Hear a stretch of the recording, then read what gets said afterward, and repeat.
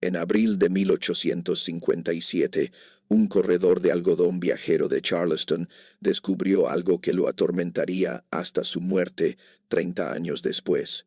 Mientras revisaba los libros de contabilidad de una plantación en una modesta finca llamada Moss Creek en el centro de Georgia, notó un patrón peculiar en los registros de ventas: 23 esclavos varones vendidos a lo largo de 15 años, cada uno alcanzando precios muy por encima del valor de mercado, cada uno acompañado de una anotación en el margen: condición óptima, certificada. Lo que el corredor no podía haber sabido entonces era que esas dos palabras ocultaban un secreto tan perturbador que, cuando la verdad finalmente salió a la luz, amenazaría con desmoronar las mentiras cuidadosamente construidas de las familias más prominentes de Georgia. Durante décadas, las autoridades locales ocultaron las pruebas, quemaron documentos y silenciaron a los testigos. Pero algunos secretos se niegan a permanecer enterrados, especialmente cuando están escritos con sangre y registrados con meticuloso detalle por una mujer que entendía que el arma más grande no es la violencia, es la verdad. Antes de continuar con la historia de Eleanor Creswell y la plantación que se convirtió en una tumba tanto para cuerpos como para reputaciones, necesito preguntarte algo. Si estás escuchando desde Georgia o cualquier parte del sur, deja un comentario diciéndonos de qué estado o ciudad eres. Y si esta introducción ya te ha dado escalofríos, presiona el botón de suscribir, porque lo que estás a punto de escuchar te hará cuestionar todo lo que creías saber sobre el sur de la era prebélica. Lo que el corredor de Charleston presenció esa tarde de primavera era simplemente la superficie de algo mucho más profundo. Una operación calculada que había estado funcionando sin problemas desde 1841. La plantación Moss Creek ocupaba 370 acres de suelo arcilloso de Georgia, ubicada entre el río Oconee y la carretera del condado que conectaba Milledgeville con Augusta. No se contaba entre las grandes fincas que definían la aristocracia sureña, sin mansión de columnas blancas, sin extensos jardines, sin reputación de fiestas lujosas. En cambio, Moss Creek era conocida por su eficiencia. La casa principal era una modesta estructura de 2 pisos construida con madera local, funcional en lugar de impresionante, rodeada por 12 cabañas de esclavos, una desmotadora de algodón, un ahumadero y un granero que los lugareños notaban que parecía inusualmente grande para una plantación de su tamaño.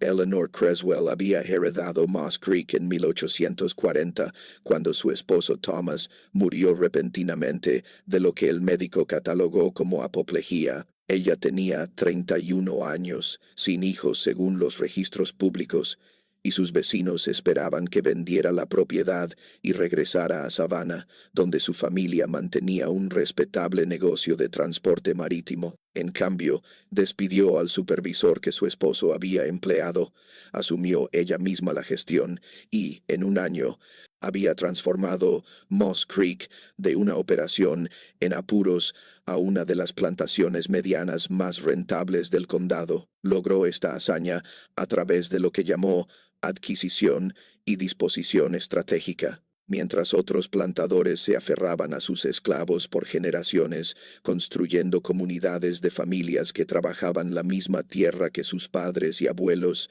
Eleanor trataba a su fuerza laboral como una cartera de inversiones cuidadosamente gestionada.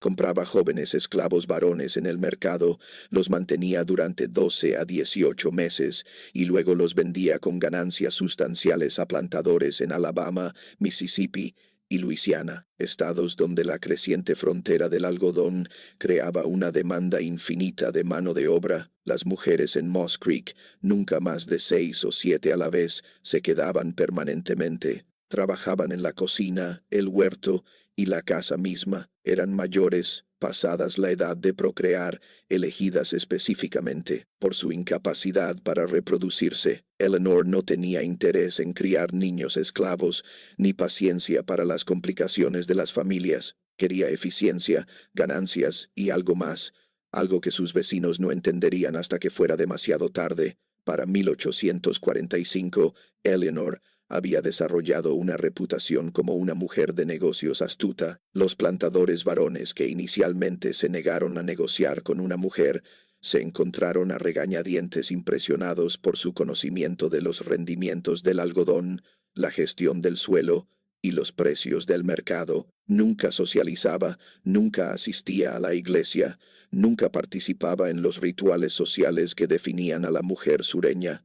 Cuando se le presionaba sobre su comportamiento poco femenino, sonreía, una expresión tensa y calculadora que nunca llegaba a sus ojos, y decía que la viudez la había liberado de la carga de la pretensión. Lo que nadie sabía, lo que nadie podría haber sospechado, era que Eleanor llevaba 3 juegos de libros de contabilidad distintos.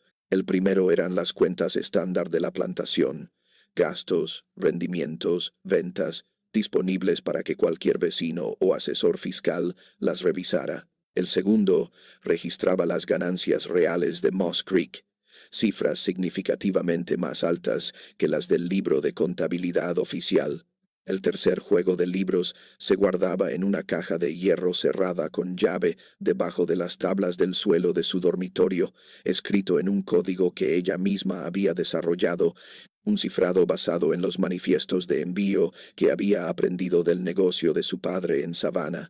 En esas páginas codificadas, Eleanor lo registraba todo: nombres, fechas, descripciones físicas y, lo más importante, observaciones que no habrían significado nada para un lector casual, pero todo para alguien que entendiera lo que estaba construyendo. Junto a cada nombre anotaba el color de los ojos, la textura del cabello, la forma de la nariz, el perfil de la nombre, mandíbula, el tono de la piel bajo diferentes luces. Estaba creando un catálogo, un registro genealógico que resultaría invaluable cuando llegara el momento de hacer sus acusaciones. La rutina en Moss Creek nunca variaba. Cuando Eleanor compraba un nuevo esclavo, siempre varón, siempre entre 18 y 25 años, siempre fuerte y sano, lo mantenía separado de los demás durante la primera semana. Los otros esclavos sabían lo que esto significaba, aunque nunca hablaban de ello abiertamente, ni siquiera entre ellos. Algunas cosas eran demasiado peligrosas para expresarlas, incluso en susurros. En la 7ª noche, Eleanor convocaba al joven a la casa principal. Lo que sucedía durante esas horas permanecía tras puertas cerradas, pero los esclavos que trabajaban en la casa notaban ciertas cosas. Notaban que Eleanor siempre se bañaba antes, que usaba un vestido específico, de algodón gris liso, sin adornos, que mantenía una lámpara encendida en su dormitorio hasta mucho después de la medianoche. Notaban que los jóvenes que salían a la mañana siguiente caminaban de manera diferente, con la mirada baja, los hombros encorvados como si intentaran hacerse más pequeños. Y notaban que al día siguiente, Eleanor pasaba horas en su estudio con la caja de hierro abierta a su lado, escribiendo en su libro de contabilidad privado con la concentración de un clérigo, registrando un testimonio legal. La primera desaparición ocurrió en el otoño de 1843, aunque pasarían años antes de que alguien la conectara con Moss Creek. Un esclavo llamado Samuel, vendido a un plantador de algodón en Alabama por la notable suma de $1.8, nunca llegó a su destino. El comprador envió una carta furiosa a Eleanor exigiendo el esclavo o un reembolso. Eleanor respondió con copias de la factura de venta, un recibo firmado por el conductor que había transportado a Samuel y una educada expresión de preocupación. El asunto se abandonó. Los esclavos se escapaban. Todo el mundo lo sabía. Quizás Samuel había aprovechado su oportunidad de libertad durante el viaje hacia el oeste. 6 meses después, otro hombre vendido por Eleanor, llamado Isaac, comprado por un plantador en Mississippi, desapareció de manera similar entre Georgia y su destino. De nuevo, Eleanor presentó una documentación impecable. De nuevo, el comprador aceptó a regañadientes la pérdida. Las probabilidades de que 2 esclavos de la misma pequeña plantación escaparan con éxito parecían improbables, pero no imposibles. Para 1847, 5 hombres vendidos por Moss Creek habían desaparecido sin dejar rastro. El patrón debería haber levantado alarmas, pero no lo hizo. Los compradores estaban dispersos por 3 estados. La comunicación entre plantadores era esporádica y la reputación de Eleanor de tratos honestos permanecía intacta. Siempre proporcionaba documentación, siempre expresaba la preocupación apropiada, siempre sugería que los hombres probablemente habían huido a la primera oportunidad, en un sistema construido sobre la premisa de que las personas esclavizadas buscaban constantemente la libertad. Su explicación no solo era creíble, era esperada. Lo que nadie sabía era que ninguno de esos hombres había salido de Georgia. Sus cuerpos yacían en tumbas, sin marcar en las tierras de Moss Creek, enterrados en una sección de la propiedad donde el suelo era rocoso e inadecuado para el algodón, donde Eleanor había dicho a sus trabajadores de campo que nunca araran porque tenía la intención de plantar un huerto allí algún día. El huerto nunca se materializó, pero la sección de tierra permaneció intacta, llenándose lentamente de muertos. Los asesinatos seguían un patrón tan preciso como todo lo que hacía Eleanor. Después de completar su ritual con cada joven, después de registrar sus observaciones en el libro de contabilidad codificado, esperaba. Trataba bien al hombre durante los meses que le quedaban en Moss Creek, asegurándose de que ganara peso y músculo, haciéndolo más valioso en el mercado. Hacía que un médico lo examinara para certificar que estaba en óptimas condiciones físicas. Arreglaba la venta, siempre a un comprador a por lo menos 300 millas de distancia, siempre a través de intermediarios que se encargaban del transporte. Y luego, 3 días antes de la partida programada, lo convocaba al granero después del anochecer. El granero que los vecinos notaban que era inusualmente grande, el granero donde Eleanor guardaba no solo equipo y heno, sino una pequeña habitación en la parte de atrás, accesible solo a través de una puerta que mantenía cerrada con llave. En esa habitación le ofrecía una bebida, whisky, decía ella, un lujo poco común antes del largo viaje que le esperaba. El whisky estaba mezclado con láudano, suficiente para adormecerlo, pero no para dejarlo inconsciente. Lo necesitaba consciente para lo que venía después. Necesitaba que entendiera. Eleanor le mostraba el libro de contabilidad. Le explicaba en tonos tranquilos y medidos exactamente lo que había documentado. Le hablaba de las características físicas que había notado, las que coincidían con hombres que él nunca había conocido, hombres cuyos nombres no significaban nada para él, y luego le explicaba lo que planeaba hacer con esa información, cómo pretendía usarla para destruir familias, para exponer la hipocresía, para derribar la estructura misma de la sociedad sureña. Observaba su rostro mientras la comprensión amanecía, mientras entendía que había sido elegido, no por su fuerza o su juventud, sino porque poseía ciertos rasgos que Eleanor había estado buscando, rasgos que lo marcaban como valioso, no por su trabajo, sino como evidencia. Y luego, mientras el láudano lo sumía más profundamente en el estupor, llamaba a la única persona en Moss Creek que conocía el alcance total de sus planes, la única persona en la que confiaba sus secretos, la única persona que compartía su odio por el sistema que había creado lugares como Moss Creek. Su hijo emergía de las sombras del granero, y juntos completaban el trabajo que habían comenzado años atrás. Henry Creswell no debía existir. Según todos los registros públicos, cada documento del censo, cada registro de la iglesia, Eleanor y Thomas Creswell habían permanecido sin hijos durante su matrimonio de 12 años. Esto era cierto. Lo que los registros no mostraban era que Eleanor había dado a luz a un hijo en 1829, 7 años antes de su matrimonio, cuando tenía 20 años y era soltera, un escándalo que habría destruido la reputación de su familia en la cerrada sociedad mercantil de Savannah. El padre era un hombre que su propio padre nunca habría aceptado, nunca podría haber reconocido. El niño fue enviado al norte antes de su primer cumpleaños, puesto al cuidado de la tía materna de Eleanor en Filadelfia, una viuda que aceptó criar al niño como su hijo adoptivo. Eleanor lo visitaba una vez al año, siempre en invierno, cuando los viajes entre Georgia y Pensilvania podían explicarse como una obligación familiar. Henry creció sabiendo quién era su madre, pero entendiendo que nunca podría reclamarla públicamente, nunca llamarla más que tía Eleanor cuando otros pudieran oír.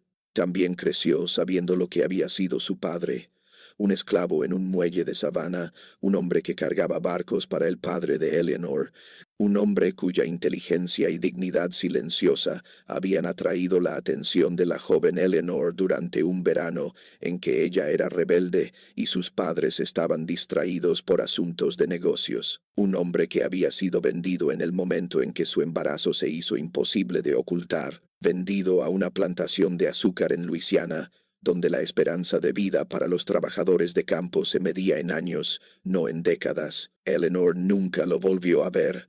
Se enteró a través de una cuidadosa investigación años después de Gao, que había muerto en 1835, muerto de agotamiento en los campos de caña, su cuerpo arrojado en una tumba sin marcar como si fuera basura. Ese conocimiento había cristalizado algo dentro de ella, transformando su dolor y rabia en algo más frío y peligroso. Un plan que tardaría décadas en ejecutarse, pero que quemaría todo lo que los hombres que habían destruido su vida consideraban sagrado. Henry regresó a Georgia en 1841, un año después de la muerte de Thomas Creswell. No llegó como el hijo de Eleanor, sino como Henry Lell, un comerciante viajero especializado en equipos agrícolas, un respetable hombre de negocios de Filadelfia con credenciales legítimas y una excelente reputación. Se alojaba en pensiones en Milledgeville y Augusta, realizaba viajes de negocios regulares por el centro de Georgia y visitaba ocasionalmente Moss Creek para discutir la compra de equipos con la eficiente viuda Creswell. Nadie sospechaba que esas visitas a veces duraban días, que Henry tenía su propia habitación en la casa principal, que él y Eleanor pasaban largas noches revisando el libro de contabilidad codificado y planeando sus próximos movimientos. Nadie sospechaba que el inusualmente grande granero contenía no solo una habitación cerrada con llave, sino un sótano oculto accesible a través de una trampilla debajo del heno. Un sótano donde se guardaban ciertos implementos, donde se completaban ciertas tareas que requerían absoluta privacidad. El proceso de selección era meticuloso. Eleanor no elegía a las víctimas al azar. Cada hombre que compraba había sido cuidadosamente investigado de antemano. Visitaba mercados en Savannah, Augusta y Milledgeville, examinando a jóvenes esclavos varones con la atención al detalle de un criador de caballos, estudiando linajes. Pero no estaba mirando los dientes o el tono muscular, estaba mirando los rostros. Había pasado años recopilando información sobre las familias prominentes de Georgia, aprendiendo sus historias,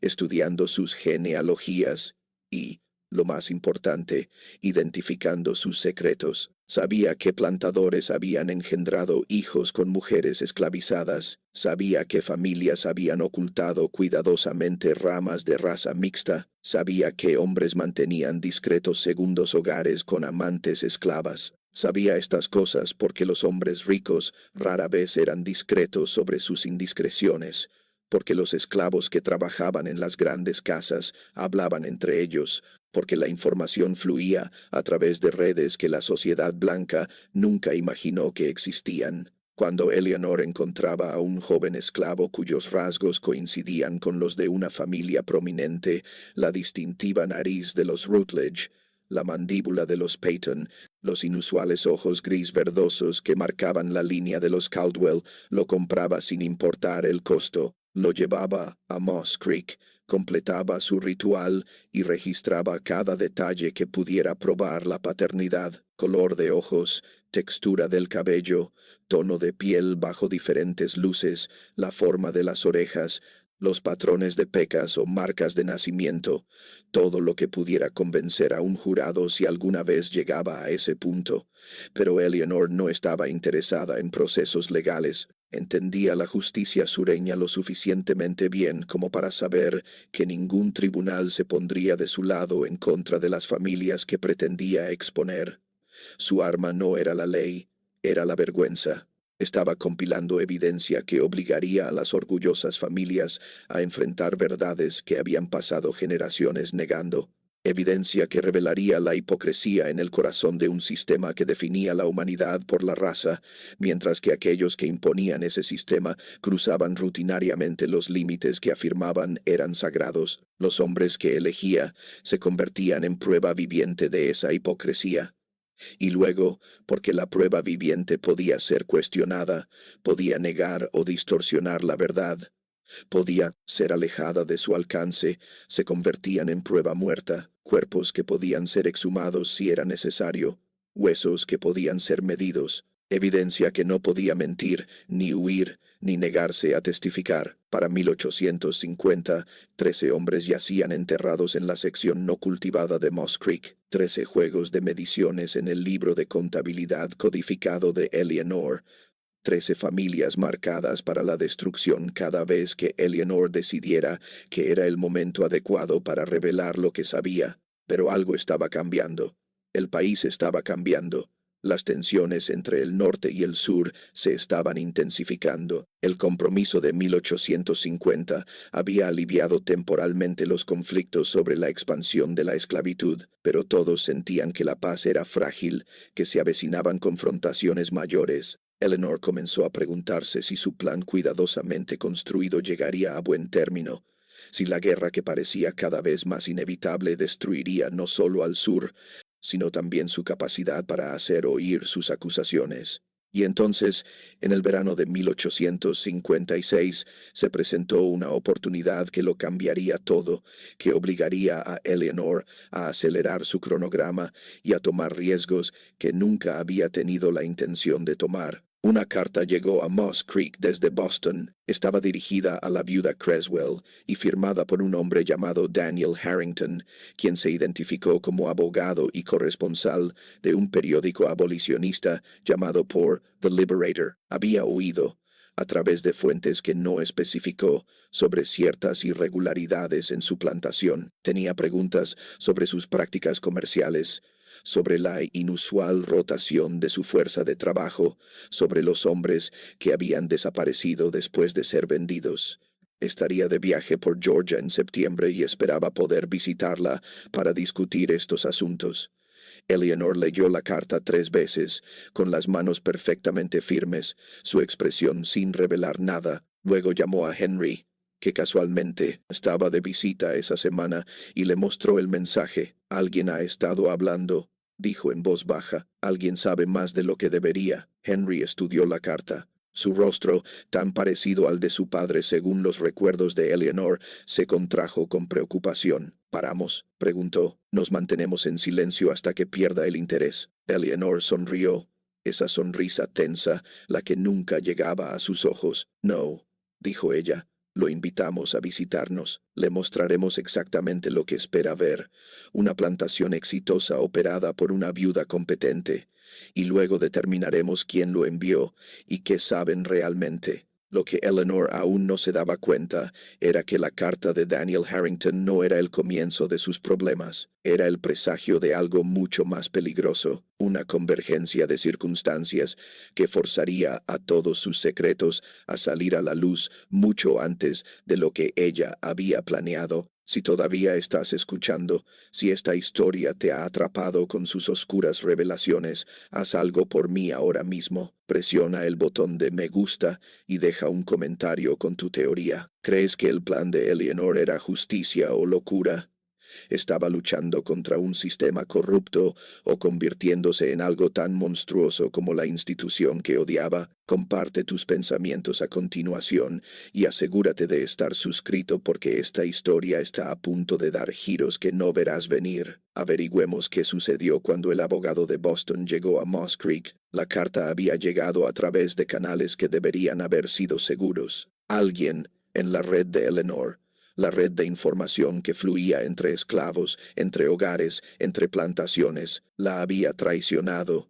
Alguien había llevado historias al norte, había susurrado sobre Moss Creek a los abolicionistas que siempre estaban hambrientos de pruebas de la crueldad sureña. Daniel Harrington llegó a Moss Creek el 15 de septiembre de 1856, viajando en un modesto carruaje que había alquilado en Milledgeville. Tenía 42 años, era delgado y anguloso, con la tez pálida de un hombre que pasaba la mayor parte de su tiempo en interiores revisando documentos legales. Vestía un traje oscuro que lo identificaba inmediatamente como un norteño. El corte era incorrecto, la tela demasiado pesada para el calor de Georgia. Cuando bajó del carruaje y se quitó el sombrero para secarse la frente, Eleanor notó que sus manos estaban manchadas de tinta y su cuello ligeramente deshilachado. Un abogado trabajador, entonces, no uno de los ricos abolicionistas que financiaban el movimiento desde cómodos salones de Boston. Eleanor lo recibió en el salón delantero,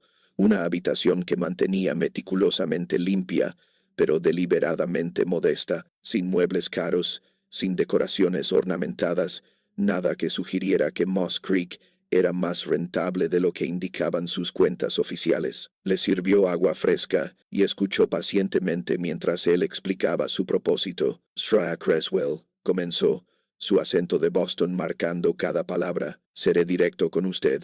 He recibido comunicaciones de individuos que afirman que su plantación opera bajo circunstancias inusuales, específicamente que mantiene una fuerza laboral exclusivamente masculina, que estos hombres son vendidos después de cortos periodos de tiempo y que varios han desaparecido durante el transporte. Eleanor lo miró a los ojos sin inmutarse. Ha sido mal informado, señor Harrington. Mantengo una pequeña fuerza de trabajo de mujeres que se encargan de las tareas domésticas. Los hombres que compro se mantienen durante 12 a 18 meses, tiempo durante el cual invierto en su salud y entrenamiento, y luego los vendo con ganancias a plantadores en territorios en expansión. En cuanto a las desapariciones, solo puedo suponer que se refiere a hombres que eligieron huir en lugar de ser transportados a nuevos lugares. Proporciono a todos los compradores la documentación adecuada, evaluaciones de salud certificadas. Si los esclavos eligen escapar, eso refleja su desesperación, no mis prácticas. Harrington sacó un cuaderno de su bolsillo. Tengo 5 casos documentados de hombres vendidos por usted que nunca llegaron a sus destinos. 5 hombres que desaparecieron sin dejar rastro en un período de 12 años. Eso parece estadísticamente significativo. Parece, respondió Eleanor fríamente, que un abogado de Boston está viendo patrones que no existen porque quiere que existan. Ha venido aquí esperando encontrar pruebas de crueldad, señor Harrington, algo dramático para informar a sus amigos abolicionistas, pero no lo encontrará. Moss Creek es un negocio operado de manera eficiente y legal, nada más. Entonces no le importará si permanezco en la zona unos días, entrevistar a algunos de sus vecinos, quizás hablar con los esclavos que trabajan aquí. La expresión de Eleanor no cambió. Es bienvenido a perder su tiempo como elija.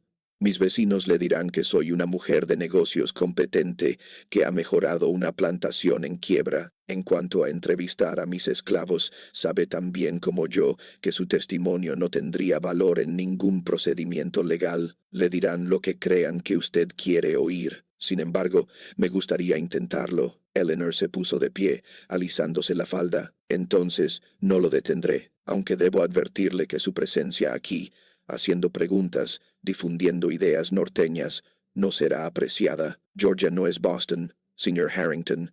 La gente aquí protege a los suyos, y no les gusta la interferencia externa. No era una amenaza exactamente, más bien, una declaración de hechos. Pero Harrington escuchó la advertencia subyacente, y cuando dejó Moss Creek esa tarde, ya no estaba seguro de su investigación. Eleanor había estado demasiado tranquila, demasiado preparada, había respondido a cada pregunta con fluidez, se había ofrecido a proporcionar documentación para cada afirmación. Había sido exactamente lo que afirmaba ser. Una mujer de negocios competente, operando una plantación legal, pero Harrington no había sobrevivido como abogado abolicionista, aceptando las apariencias superficiales. Alquiló una habitación en una pensión en Milledgeville y pasó los siguientes 3 días recopilando información en silencio. Habló con comerciantes que habían hecho negocios con Moss Creek, con otros plantadores que conocían a Eleanor, con el médico que certificaba la salud de sus esclavos antes de la venta. Todos contaron la misma historia. Eleanor Creswell era inusual, una mujer que manejaba una plantación sola, pero escrupulosamente honesta en sus tratos. En su cuarto día en Milledgeville, Harrington recibió una visita inesperada, una mujer, anciana y negra, que vino a su pensión después del anochecer y pidió hablar con él en privado. Era una de las esclavas de la casa en Moss Creek. Dijo que su nombre era Ruth y que había trabajado allí desde que el esposo de Eleanor estaba vivo. Tenía información sobre la plantación, sobre cosas que sucedían allí, cosas que nadie fuera de Moss Creek sabía. Harrington la invitó a su habitación. Le ofreció la única silla y escuchó mientras Ruth hablaba en tonos bajos y urgentes. Le contó sobre los jóvenes que Eleanor compraba, sobre el ritual de la séptima noche, sobre la cantidad inusual de tiempo que Eleanor pasaba en su estudio, registrando información en libros de contabilidad que nadie más podía ver. Le contó sobre el granero, sobre la habitación cerrada en la parte de atrás, sobre cómo a veces, tarde en la noche, había oído sonidos provenientes de esa dirección, sonidos que la asustaban, aunque no podía decir exactamente por qué. Ella no está bien, dijo Ruth. Sus manos curtidas se retorcían en su regazo. Algo anda mal con la Sra. Eleanor. Ha estado mal desde que murió el Sr. Thomas, quizás desde antes. Tiene una frialdad en ella, una frialdad planificadora, y esos jóvenes que compra, no todos son vendidos como ella dice. Algunos de ellos simplemente desaparecen una noche y nunca más los volvemos a ver. ¿Sabe qué les sucede?, preguntó Harrington, inclinándose hacia adelante. Ruth negó con la cabeza. Nadie lo dice en voz alta, pero hay una parte de la propiedad donde no deja que nadie trabaje. Dice que va a plantar un huerto allí algún día. El terreno ha sido excavado y rellenado más de una vez, y la he visto a ella y a ese hombre. Se detuvo abruptamente, como si hubiera dicho demasiado. ¿Qué hombre?, presionó Harrington. El hombre de los equipos, el señor Lell, se hace llamar. Viene con regularidad, a veces se queda por días. La Sra. Eleanor dice que le está vendiendo equipo agrícola, pero nunca he visto llegar mucho equipo nuevo. Lo que sí he visto es a ellos dos hablando hasta altas horas de la noche, mirando sus libros, planeando algo. Ruth se levantó para irse, mirando nerviosamente hacia la puerta. No debería haber venido. Si se entera de que hablé con usted, no sé qué hará, pero alguien tiene que saberlo. Algo malo está sucediendo en Moss Creek, Sr. Harrington, algo que necesita detenerse. Después de que Ruth se fue, Harrington se sentó en la oscuridad de su habitación, tratando de dar sentido a lo que había oído. Si Ruth decía la verdad, entonces Eleanor no solo dirigía una plantación inusual, estaba ocultando algo criminal. La pregunta era, ¿qué exactamente? Y más importante, ¿cómo podría probarlo? A la mañana siguiente, Harrington alquiló un caballo y cabalgó de regreso a Moss Creek. No había avisado de su visita, esperando sorprender a Eleanor desprevenida, pero cuando llegó, la encontró en el patio delantero supervisando la carga de balas de algodón en un carro, completamente imperturbable por su aparición. «Señor Harrington», dijo ella, limpiándose las manos en el delantal. «De vuelta tan pronto, pensé que ya habría terminado su investigación». «Me gustaría ver su propiedad», dijo él. «Toda la propiedad, incluidos los edificios anexos». La sonrisa de Eleanor se tensó ligeramente, pero su voz permaneció agradable. «Por supuesto, aunque no estoy segura de lo que espera encontrar. Moss Creek no es particularmente interesante». Le dio un recorrido, mostrándole la desmotadora de algodón, el ahumadero, las cabañas de los esclavos. Todo era exactamente como uno esperaría en una pequeña plantación, funcional, bien mantenido, sin nada destacable. Cuando llegaron al granero, Eleanor abrió las puertas principales de par en par, mostrándole el espacio donde se guardaba el equipo, donde se guardaba el heno para la mula y los caballos. «¿Y la habitación de atrás?», preguntó Harrington. «Noté que hay una puerta en la parte trasera». «Lo siento», dijo Eleanor. «Herramientas viejas, equipo roto que no he tenido tiempo de reparar o desechar. Nada de interés. Me gustaría verla». Eleanor lo estudió por un largo momento, y Harrington vio algo parpadear en sus ojos. No miedo, sino cálculo. Estaba decidiendo algo, sopesando opciones. «Muy bien», dijo finalmente. Sacó una llave de su bolsillo y abrió la puerta. La habitación era exactamente como la describió, abarrotada de herramientas viejas, cuchillas de arado rotas, rollos de cuerda, barriles vacíos. El polvo lo cubría todo densamente y las telarañas se extendían por las esquinas. Parecía un espacio que no se había usado en años. Harrington caminó lentamente por él, examinándolo todo, buscando algo que pudiera confirmar las sospechas de Ruth, pero no había nada. Ninguna evidencia de violencia, ninguna señal de actividad reciente, nada que sugiriera que esta habitación fuera otra cosa que un almacén olvidado. ¿Satisfecho?, preguntó Eleanor desde la puerta. Harrington se volvió para mirarla, frustrado e inseguro. Todo lo que Ruth le había dicho parecía plausible, pero no tenía pruebas, nada concreto que pudiera llevar a las autoridades o publicar en Por The Liberator. Sin pruebas, era solo otro abolicionista haciendo acusaciones descabelladas sobre los plantadores del sur. Por ahora, dijo, pero mientras caminaban de regreso a la casa principal, Harrington notó algo extraño. El suelo cerca del granero era irregular en algunos lugares, sutiles depresiones y elevaciones que sugerían que la tierra había sido removida en algún momento. Recordó el comentario de Ruth sobre cavar y rellenar. Miró hacia el área que ella había mencionado, la sección donde Eleanor afirmaba que plantaría un huerto algún día. Desde la distancia parecía una tierra ordinaria no cultivada, rocosa e inadecuada para el algodón, pero había algo en la forma en que crecía la vegetación allí.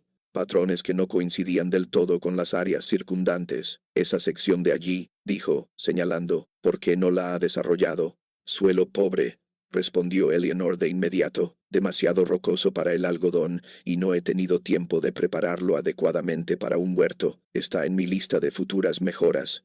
Harrington estudió la tierra, tratando de determinar si sus sospechas estaban justificadas o si estaba viendo patrones donde no existían. Finalmente, agradeció a Eleanor por su tiempo y cabalgó de regreso a Milledgeville, más inseguro que nunca sobre lo que estaba sucediendo en Moss Creek. Lo que no sabía, lo que no podría haber sabido, era que la habitación que acababa de registrar era exactamente lo que Eleanor quería que viera, una fachada falsa, cuidadosamente preparada. La habitación real, aquella donde se hacía el trabajo, yacía debajo. La trampilla estaba oculta bajo esos barriles vacíos, cubierta con una capa de tierra y paja, invisible a menos que supieras exactamente dónde buscar. Y los implementos que Ruth había oído usar tarde en la noche estaban guardados de forma segura en el sótano de abajo, junto con 13 cajas de madera cuidadosamente etiquetadas que contenían registros detallados de cada hombre enterrado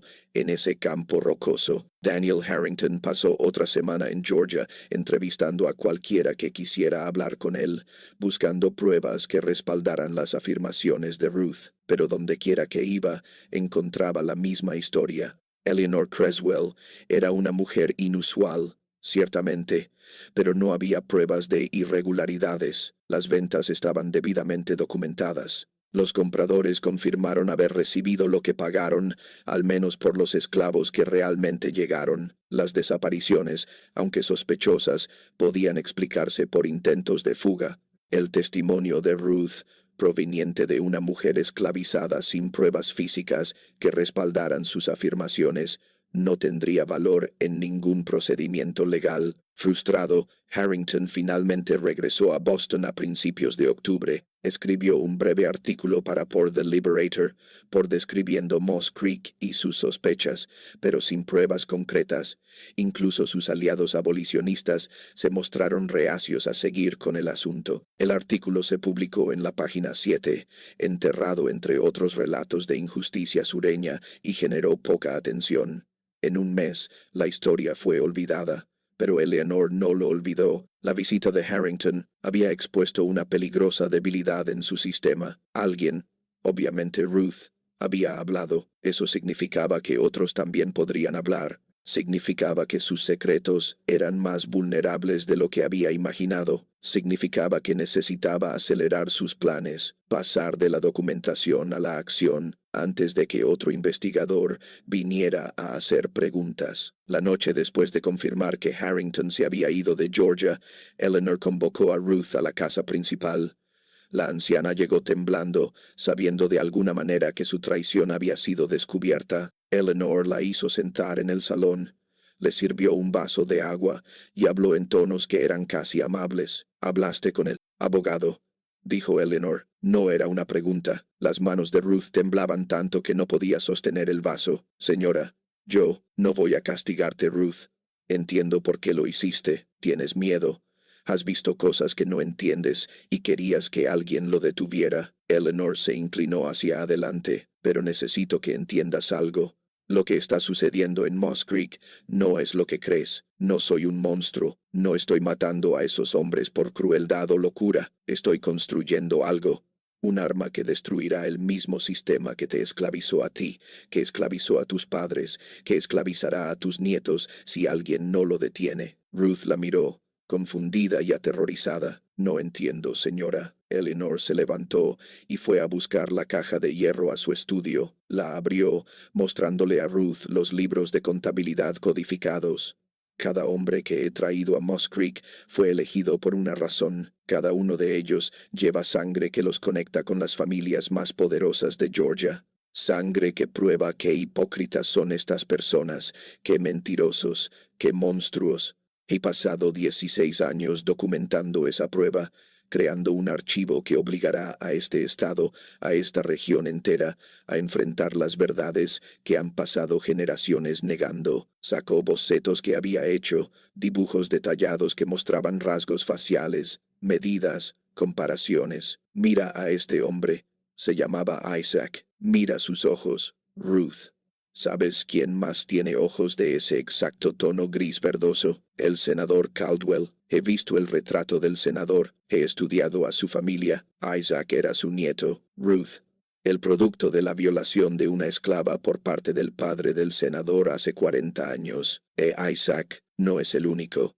Hay 12 Metroas, todos con sangre que los conecta con familias que afirman que su linaje es puro, que construyen toda su identidad sobre la mentira de la superioridad racial». Los ojos de Ruth se abrieron con comprensión y horror. «Y usted los mató. Preservé la evidencia», corrigió Eleanor fríamente. «Los hombres vivos pueden ser trasladados, pueden ser vendidos de nuevo, pueden desaparecer en la vasta extensión de este país, donde nunca podría volver a encontrarlos. Los hombres muertos se quedan donde los pongo. Los hombres muertos pueden ser exhumados, sus huesos pueden ser medidos, examinados, comparados. Los hombres muertos no pueden negar lo que sus cuerpos prueban». «Pero señora», susurró Ruth, «eso es asesinato, eso es malvado». El rostro de Eleanor se endureció. «Lo que es malvado es el sistema que creó la necesidad de que hombres como Isaac existieran.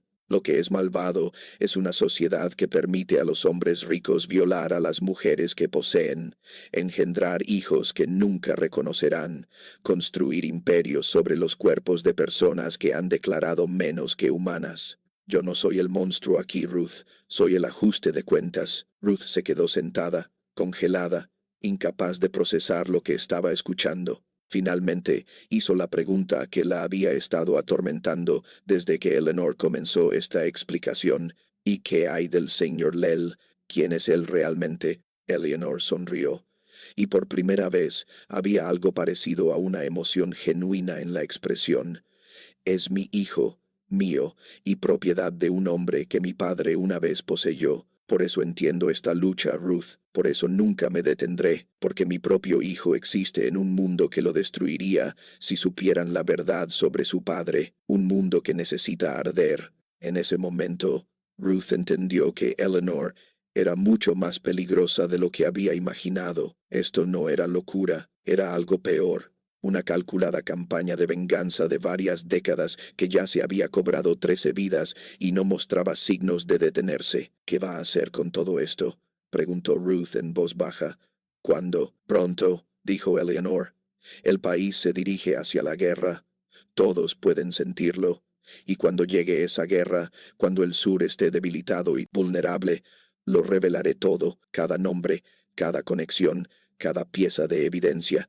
Enviaré copias a los periódicos del norte y del sur, a los funcionarios del gobierno, a las iglesias. Me aseguraré de que toda la nación sepa qué hipócritas construyeron este sistema, qué mentiras lo sostienen, y lo haré de una manera que no pueda ser ignorada o suprimida, porque la evidencia será irrefutable. Cerró la caja de hierro y la volvió a cerrar con llave. Pero necesito tu silencio, Ruth. Necesito que entiendas que si vuelves a hablar, si traes a alguien más aquí haciendo preguntas, no solo me estarás poniendo en peligro a mí, estarás destruyendo la única oportunidad que tenemos de hacer que esta gente pague por lo que ha hecho.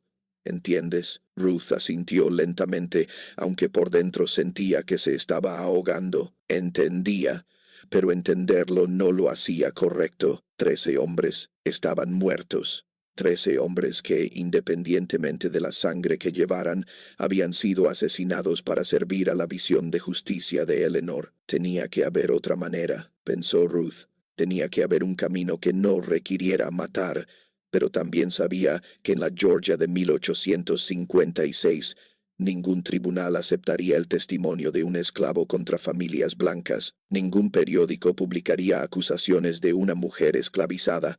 No existía ningún mecanismo legal que permitiera que la verdad que Eleanor había documentado fuera escuchada en un sistema construido sobre la injusticia. Eleanor había concluido que solo la injusticia podía derribarlo. Ruth dejó la casa principal esa noche llevando una carga que nunca había pedido, el conocimiento de lo que Moss Creek era realmente y la terrible comprensión de que ahora era cómplice de lo que viniera después. Durante los meses siguientes, Eleanor avanzó con renovada urgencia. Compró a 3 jóvenes más entre octubre de 1856 y marzo de 1857, cada uno elegido con un cuidado aún mayor que antes.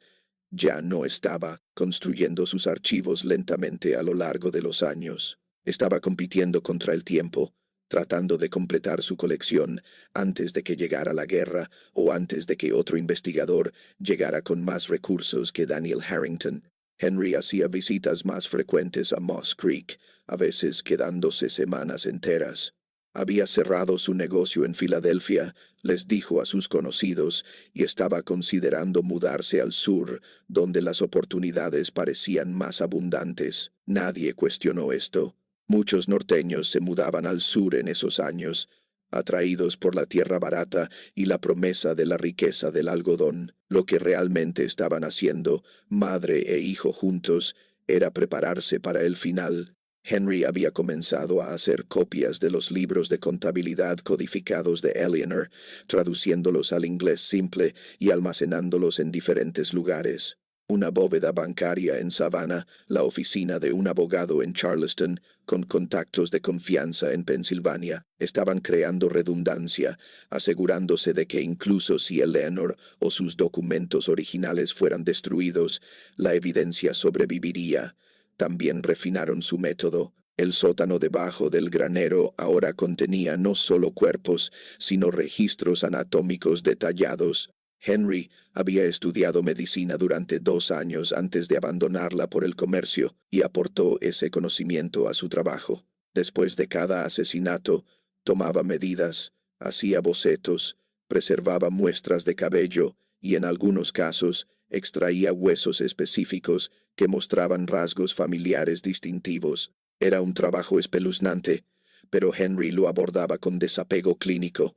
Para él no eran personas, eran pruebas en un caso que remodelaría la historia.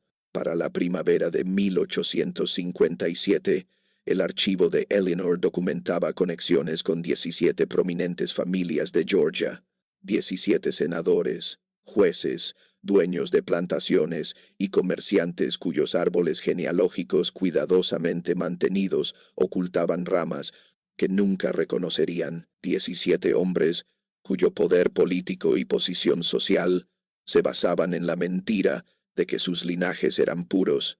Eleanor estimó que necesitaba evidencia que conectara al menos a 25 familias antes de tener suficiente influencia para crear el efecto cascada que deseaba, donde la exposición de una familia llevaría a preguntas sobre otras, donde el escándalo se extendería como el fuego a través de la red interconectada de la élite de Georgia. Estaba cerca. Quizás un año más de trabajo, un puñado más de hombres cuidadosamente seleccionados, y tendría todo lo que necesitaba, pero el destino, como suele ocurrir, tenía otros planes. En abril de 1857, el corredor de algodón de Charleston llegó a Moss Creek para revisar sus libros de contabilidad, y en esos libros notó el patrón que comenzaría a desmoronar el plan de Eleanor. El nombre del corredor era William Thorne, y era meticuloso de una manera que Eleanor no había previsto. La mayoría de los compradores revisaban las cuentas de las plantaciones, fijándose solo en los números finales, costos de producción, precios de venta, márgenes de beneficio. Thorne lo examinaba todo. Notó que cada esclavo varón que Eleanor vendía alcanzaba precios significativamente por encima del promedio del mercado. Notó la anotación, condición óptima certificada, que aparecía con una consistencia sospechosa. Y lo más condenatorio, notó que varios de los hombres listados como vendidos nunca aparecían en los registros posteriores de sus supuestos compradores. Thorne sentía más curiosidad que sospecha. Supuso que había una explicación razonable. Quizás Eleanor tenía conexiones con compradores específicos que valoraban mucho a sus esclavos. Quizás había algún entrenamiento o preparación que ella proporcionaba que justificaba los precios premium. Mencionó sus observaciones casualmente, esperando que Eleanor explicara el patrón. En cambio, vio algo cruzar su rostro por un momento, solo una fracción de segundo, que hizo que sus instintos profesionales se erizaran de alarma. Era miedo, cuidadosamente oculto, instantáneamente suprimido, pero inconfundible. Eleanor Creswell tenía miedo de lo que él había notado. Thorne dejó Moss Creek esa tarde, planeando hacer averiguaciones discretas. Si algo irregular estaba sucediendo, si Eleanor estaba de alguna manera manipulando sus registros o cometiendo fraude, tenía la obligación profesional de investigar. Más importante aún, tenía relaciones con varios de los plantadores listados como compradores en sus libros. Podía verificar si los esclavos realmente habían sido recibidos, si las transacciones eran legítimas. Eleanor vio desaparecer su carruaje por el camino e inmediatamente envió un mensaje a Henry en Milledgeville. Se reunieron esa noche en la casa principal y por primera vez en 16 años Eleanor sintió un pánico genuino. «Va a comprobarlo», dijo, caminando por el estudio. «Va a contactar a los compradores y descubrir que los hombres nunca llegaron, y luego volverá con las autoridades. O difundirá la noticia, y todo se desmoronará antes de que estemos listos». Henry se paró junto a la ventana, su rostro reflejado en el cristal oscuro. «Paramos ahora», dijo en voz baja. «Tomamos lo que tenemos. 17 familias, suficiente para causar un daño significativo, y lo revelamos. Enviamos las copias mañana. Las enviamos a todos los lugares que planeamos. No será perfecto, pero será suficiente». «No lo será», insistió Eleanor. 17 no es suficiente para crear la cascada que necesitamos. Lo suprimirán. Encontrarán formas de desacreditar la evidencia, de afirmar que los documentos son falsificaciones, de asesinar a cualquiera que intente investigar. Necesitamos más. Necesitamos suficientes conexiones para que no puedan contener el escándalo. Entonces, ¿qué propones?» Eleanor dejó de caminar. Sus manos, que habían estado temblando momentos antes, se estabilizaron. Cuando habló, su voz llevaba la fría certeza que la había guiado a través de 16 años de trabajo paciente. «Eliminamos el problema. Thorne lo ha notado, pero aún no se lo ha dicho a nadie. Va a hacer averiguaciones primero, a verificar sus sospechas antes de hacer acusaciones. Eso nos da una ventana de tiempo. Unos días, quizás una semana». Henry se apartó de la ventana con expresión preocupada. «Estás hablando de matar a un hombre blanco, un respetable hombre de negocios de Charleston». Eso es completamente diferente de lo que hemos estado haciendo. Los esclavos. Nadie investiga cuando los esclavos desaparecen, pero esto, cazarán a quien lo haya hecho. Destrozarán este condado buscando respuestas. Cazarán a un esclavo fugitivo, dijo Eleanor. Cazarán a alguien que atacó a Thorne durante un robo. Cazarán a quien les digamos que cacen, pero no sospecharán de mí. Los hombres blancos ricos no sospechan que las viudas respetables cometan asesinatos. Durante los 2 días siguientes, Eleanor y Henry refinaron su plan. Se enteraron de que Thorne se alojaba en el hotel de Milledgeville, que planeaba pasar la semana visitando plantaciones en la zona y reuniéndose con clientes potenciales. Thorne era un hombre de hábitos. Daba el mismo paseo cada tarde después de cenar, un paseo por el tranquilo camino que llevaba al río. Caminaba solo, llevando una pequeña pistola para protegerse, pero generalmente sin preocuparse por el peligro. Milledgeville era civilizado, creía él, no como los territorios más rudos donde uno debía temer la violencia. El 23 de abril, mientras el sol se ponía y Thorne comenzaba su paseo vespertino, una figura se le acercó por detrás. La figura vestía ropas robadas de la propiedad de Eleanor, la tosca ropa de trabajo de un peón de campo. Su rostro estaba parcialmente oculto por un sombrero calado. Se movía con la urgencia desesperada de alguien que no tenía nada que perder. Lo que sucedió a continuación sería reportado en el periódico de Milledgeville como un trágico robo. William Thorne, respetado corredor de Charleston, fue atacado en el camino del río por lo que los testigos describieron como un esclavo varón grande, posiblemente un fugitivo de una plantación cercana. La pistola de Thorne fue disparada una vez, pero el tiro se desvió. Fue golpeado repetidamente con un objeto contundente, que luego se determinó que era un trozo de madera, posiblemente una rama de árbol. Su cráneo fue fracturado en 3 lugares. Murió en minutos. Su dinero y reloj de bolsillo faltaban, tomados presumiblemente por su atacante. Pero curiosamente, su maletín de cuero que contenía documentos de negocios fue dejado en la escena, con su contenido intacto. Este detalle pareció extraño a algunos. ¿Por qué un ladrón tomaría solo el dinero e ignoraría papeles valiosos? Pero en el pánico que siguió al asesinato, la pregunta fue pasada por alto. Se organizó una masiva cacería humana. Cada plantación en un radio de 20 millas fue registrada en busca de esclavos desaparecidos. Las patrullas recorrieron el campo durante días, convencidas de que el asesino debía estar todavía en la zona. No encontraron nada. No se reportaron esclavos desaparecidos. Ningún testigo se presentó con información útil. La investigación finalmente se enfrió. Otra tragedia sin resolver en una región donde la violencia era lo suficientemente común como para que la gente finalmente dejara de hacer preguntas. Lo que nadie sabía, lo que nadie siquiera sospechaba, era que el hombre que mató a William Thorne no había huido en absoluto. Había regresado a Moss Creek. Se había quitado la ropa robada en el sótano debajo del granero, se había lavado la sangre y había reanudado su identidad como Henry Lell, respetable comerciante de Filadelfia. Para cuando comenzó la cacería humana, estaba sentado en el salón de Eleanor, discutiendo tranquilamente los precios del algodón con un vecino que había pasado a presentar sus respetos a la viuda. El asesinato le compró tiempo a Eleanor, pero también cambió algo fundamental en su operación. Matar a los esclavos había sido, en la mente de Eleanor, un mal necesario al servicio de un bien mayor. Eran bajas en una guerra contra un sistema injusto, sacrificios que finalmente liberarían a miles. Pero Thorne era diferente. Thorne era inocente de los crímenes originales del sistema. Era simplemente un hombre que había notado algo extraño y había hecho preguntas. Su muerte no era justicia, era simplemente un asesinato para proteger su secreto.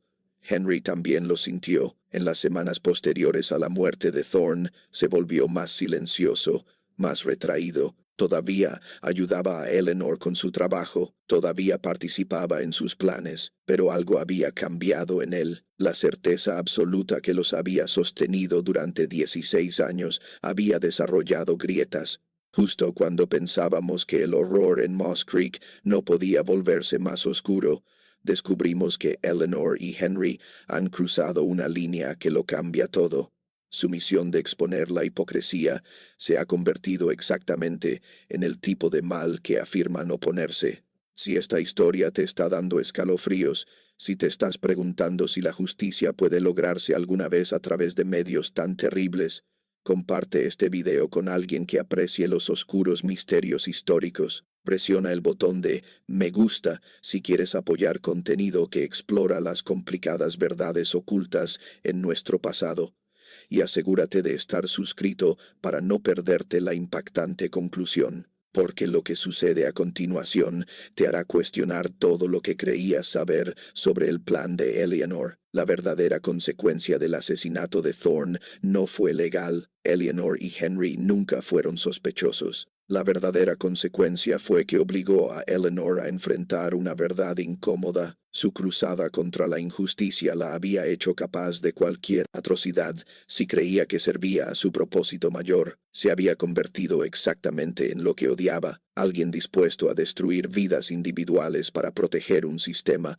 En su caso, el sistema de venganza que había construido durante 16 años. La respuesta a lo que realmente sucedió en Moss Creek no surgió a través de una investigación ni de una revelación, sino a través de un accidente de la historia. Cuando la guerra civil finalmente llegó en 1861, Georgia se vio convulsionada por el conflicto. Las plantaciones fueron abandonadas, quemadas o confiscadas. Los registros fueron destruidos. El orden social que había sostenido lugares como Moss Creek durante generaciones se derrumbó en el lapso de 4 años. Eleanor Creswell murió en 1863, no por la justicia o la exposición, sino por una neumonía. Tenía 54 años y, según sus vecinos, murió pacíficamente mientras dormía. Nunca reveló su archivo, la guerra que ella esperaba que creara las condiciones para su revelación. En cambio, lo consumió todo. Su evidencia cuidadosamente documentada permaneció encerrada en la caja de hierro bajo las tablas de su suelo, codificada e inaccesible. Henry desapareció en algún momento de 1864. Un día simplemente ya no estaba en Milledgeville. Algunos dijeron que había regresado al norte, otros que había sido asesinado en uno de los actos de violencia aleatorios que caracterizaron los últimos años de la guerra. Su destino real sigue siendo desconocido. Las copias de los libros de contabilidad de Eleanor, que había almacenado en varios lugares, se perdieron en el caos. El banco en Savannah fue quemado. El abogado en Charleston murió. Los contactos en Pensilvania se mudaron o perecieron durante los años de la guerra. Moss Creek fue abandonado en 1865. Con Eleanor muerta y sin un heredero claro, la propiedad volvió al Estado. Varias personas la ocuparon durante las décadas siguientes, pero ninguna se quedó mucho tiempo. La casa se deterioró. Los campos volvieron a la naturaleza.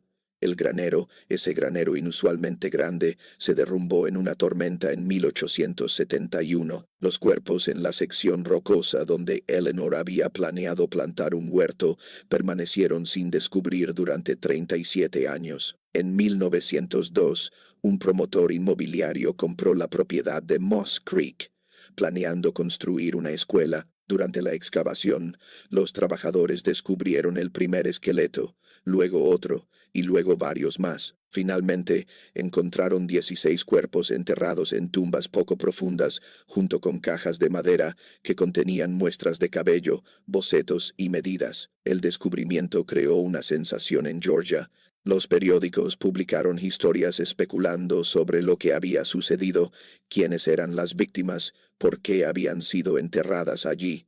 Pero con Eleanor muerta desde hacía casi 40 años, con la esclavitud abolida y la mayoría de las familias prominentes de su época muertas o disminuidas, no había nadie a quien procesar, ninguna narrativa clara para explicar el horror que se había desenterrado. La caja de hierro fue encontrada durante la demolición de la casa principal. Un trabajador de la construcción la descubrió bajo tablas podridas y, curioso por su contenido, rompió la cerradura. Dentro, encontró libros de contabilidad escritos en un código que nadie podía descifrar, bocetos de rostros, medidas detalladas y anotaciones que parecían indicar algún tipo de investigación de cría o genealógica. Entregó la caja a las autoridades locales, quienes la examinaron brevemente antes de guardarla en el sótano de un juzgado. Nadie pudo dar sentido al cifrado de Eleanor, y finalmente los documentos fueron olvidados de nuevo. No fue hasta 1957,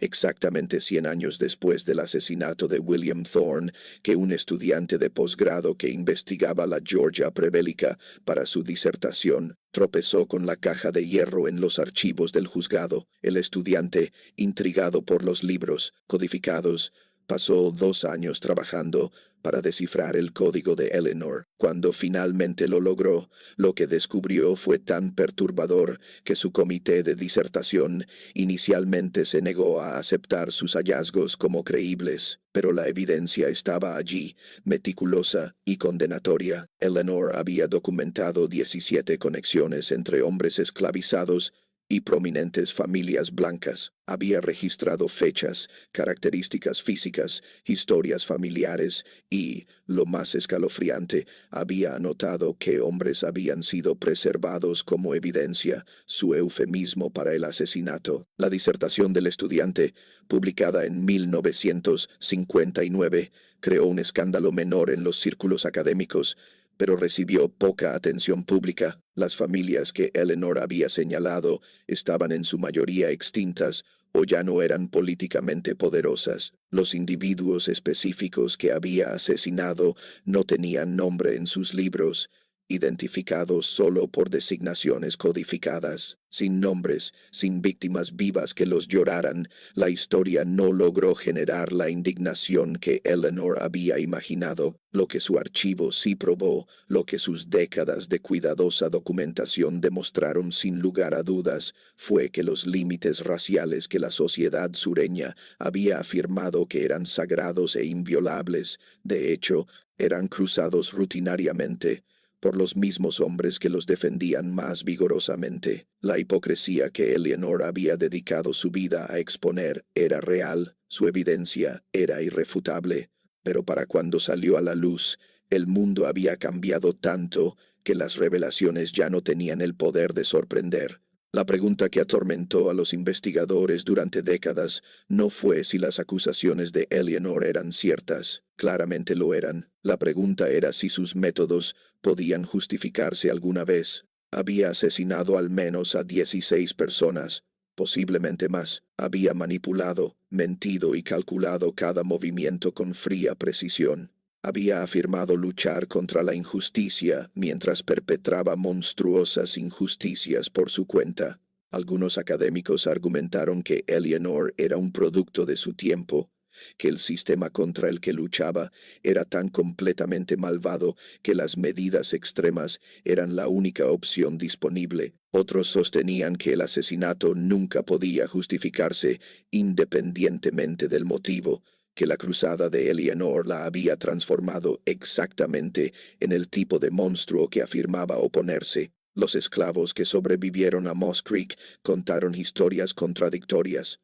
Algunos recordaban a Eleanor como cruel pero eficiente, no peor que otros dueños de plantaciones. Otros, como Ruth, que vivió hasta 1889, hablaban del terror que impregnaba el lugar, la sensación de que algo oscuro y equivocado siempre acechaba justo debajo de la superficie de la rutina diaria. Ruth nunca reveló lo que Eleanor le había dicho esa noche de 1856. Se llevó ese conocimiento a la tumba, quizás entendiendo que algunos secretos eran demasiado peligrosos para decirlos en voz alta.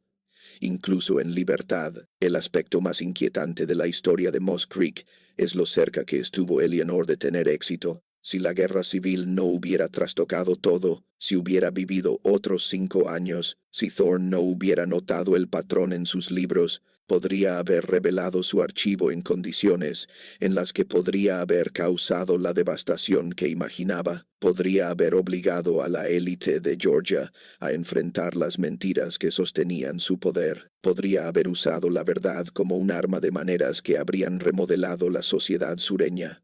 Pero la historia no recompensa la paciencia, y la justicia no siempre llega cuando la invocamos. El elaborado plan de Eleanor, 16 años en preparación, finalmente no logró nada más que aumentar el número de muertos de una era ya sangrienta. Los hombres que asesinó murieron por una evidencia que nadie vería durante un siglo. Las familias que buscaba destruir se derrumbaron por razones que no tenían nada que ver con sus revelaciones. El sistema que odiaba terminó no por la exposición de su hipocresía, sino por la guerra y la transformación política. Hoy no queda nada de Moss Creek. La tierra donde se encontraba la plantación es ahora un centro comercial. El campo rocoso donde se enterraron los cuerpos es un estacionamiento. Un pequeño marcador histórico señala que el sitio fue una vez una plantación llamada Moss Creek, operada por Eleanor Creswell, pero no menciona lo que sucedió allí. Los turistas pasan sin detenerse, sin saber que bajo el asfalto se encuentran las tumbas de hombres cuyos nombres han sido olvidados, cuyas muertes sirvieron a un propósito que nunca se cumplió. La caja de hierro y su contenido se encuentran en los archivos de la Sociedad Histórica de Georgia en Savannah.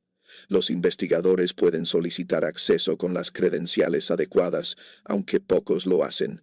Los libros de contabilidad codificados han sido completamente traducidos y digitalizados, disponibles para cualquiera lo suficientemente curioso como para buscar en los archivos.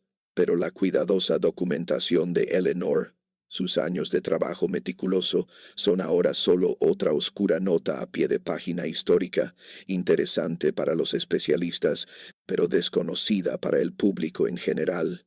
Quizás esa es la ironía más cruel de todas.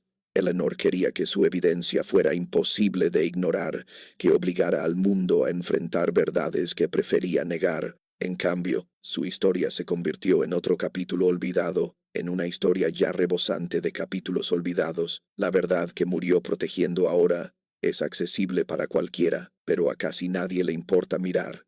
La última pregunta que plantea la historia de Eleanor es la más preocupante. ¿Qué hacemos con la evidencia del mal histórico que llega demasiado tarde para importar? Eleanor demostró que la élite de Georgia eran hipócritas, que los límites raciales que defendían eran ficciones, que el sistema de esclavitud se construyó sobre mentiras aún más fundamentales de lo que nadie reconocía, pero lo demostró un siglo después de que pudiera haber cambiado algo. Para cuando su archivo fue decodificado, los hombres a los que acusó estaban muertos, sus familias disminuidas. Su mundo ya destruido por fuerzas que no tenían nada que ver con su caso cuidadosamente construido. ¿Tiene valor la verdad si llega demasiado tarde para la justicia? ¿Importa la documentación del mal si nadie puede ser responsabilizado? Estas son las preguntas que Moss Creek nos obliga a enfrentar. Y son preguntas sin respuestas cómodas. ¿Qué piensas de la historia de Eleanor? ¿Era una mujer que luchaba contra la injusticia con las únicas armas disponibles para ella? ¿O se convirtió en un monstruo tan grande como el sistema que odiaba? ¿Podrían sus asesinatos justificarse alguna vez por el bien mayor que afirmaba servir? ¿O el hecho de que su plan finalmente fracasara prueba que la violencia al servicio de la justicia siempre corrompe la causa que pretende promover? Deja tus comentarios abajo y comparte tus pensamientos. Si encontraste esta historia tan perturbadora y estimulante como yo, suscríbete a este canal y presiona la campana de notificaciones. Exploramos los rincones más oscuros de la historia estadounidense, las historias que nos incomodan, las verdades que desafían nuestras suposiciones sobre el pasado, y si quieres discutir más esta historia, compártela con amigos que aprecian las cuestiones morales complejas y los misterios históricos. Gracias por escuchar. Nos vemos en el próximo video.